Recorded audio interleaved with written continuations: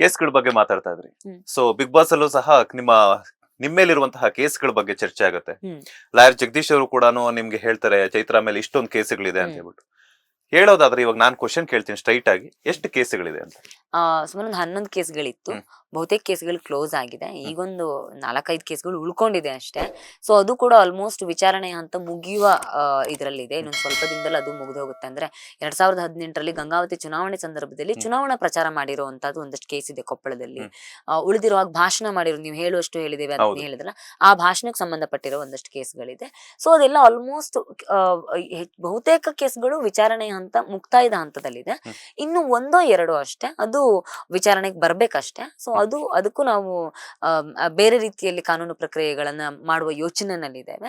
So ಹಾಗಾಗಿ ಜಾಸ್ತಿ ಅಂದ್ರೆ ಬಹುತೇಕಗಳು ಇದಾಗುತ್ತೆ. ಸಾಮಾಜಿಕ ಜೀವನದಲ್ಲಿ ಇದ್ದಾಗ ಏನಾಗುತ್ತೆ, ಒಂದಷ್ಟು ಕೇಸ್ಗಳು ಕ್ಲೋಸ್ ಆಗ್ತಾ ಇರುತ್ತೆ, ಇನ್ನೊಂದಷ್ಟು ಹೊಸ ಕೇಸ್ಗಳು ಬಂದು ಬೀಳ್ತಾ ಇರುತ್ತೆ. ಈಗ ನಾನೆಲ್ಲೇನೋ ನೀವು ಇಂಟರ್ವ್ಯೂ ಕೇಳ್ತೀರಿ, ಇನ್ನೇನೋ ನಾನು ಮಾತಾಡ್ತೀನಿ, ಅದನ್ನ ಕೇಳ್ಕೊಂಡು ಇನ್ಯಾರೋ ಹೊರಗಡೆ ಹೋಗಿ ಕೇಸ್ ಮಾಡ್ತಾರೆ. ಸೊ ಅದು ಸಹಜ, ಸಾಮಾಜಿಕ ಜೀವನದಲ್ಲಿ ಇದ್ದವ್ರಿಗೆ ಅದು ಸಹಜವಾಗಿ ಬರುವಂತದ್ದು.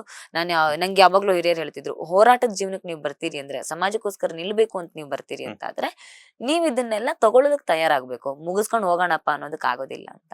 ಸೊ ಹಾಗಿರುವಾಗ ವೀರ ಸಾವರ್ಕರ್ 3 ಸಲ ಕರೆ ನೀರಿನ ಶಿಕ್ಷೆಗೆ ಹೋದವರು. ಸೊ ನಮಗ ಅಂತ ಪ್ರೇರಣೆಗಳನ್ನ ತಗೊಂಡು ಬದುಕ್ತಾ ಇರೋ ನಮ್ಗೆ ಅದನ್ನೇನು ತುಂಬಾ ದೊಡ್ಡ ತಲೆನೋವು ಅಂತ ಪರಿಗಣಿಸ್ಬೇಕಾಗಿಲ್ಲ. ಬಂದಿರೋ ಆರೋಪಗಳನ್ನ ನಿಧಾನಕ್ಕೆ ಕಾನೂನಾತ್ಮಕವಾಗಿ ನಿಭಾಯಿಸ್ಕೊಂಡು ಹೋಗೋದು ಬಹಳ ಮುಖ್ಯ ಅಂತ.